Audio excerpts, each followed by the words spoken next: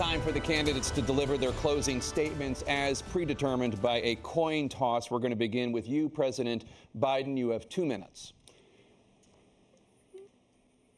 We've made significant progress from the debacle that was left by President Trump in his last term.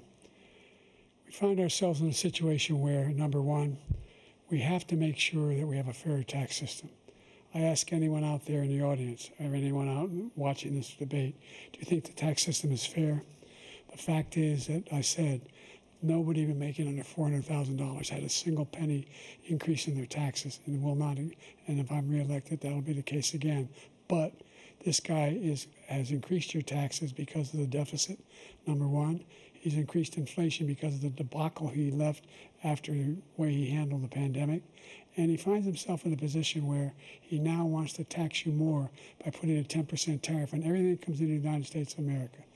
What I did, when, for example, he wants to get rid of the ability of Medicare for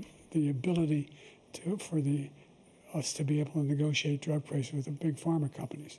Well, guess what? We got it down to $35 for insulin instead of $400.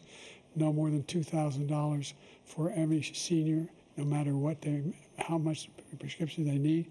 You know what that did? That reduced the federal debt by $160 billion over 10 years because the government doesn't have to pay the exorbitant prices. I'm going to make that available to every senior all along. It's happening now, and everybody in America. He wants to get rid of that.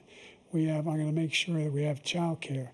We're going to significantly increase the credits people have for child care. I'm going to make sure we do something about what we're doing on lead pipes and all the things that are causing health problems for people across the country.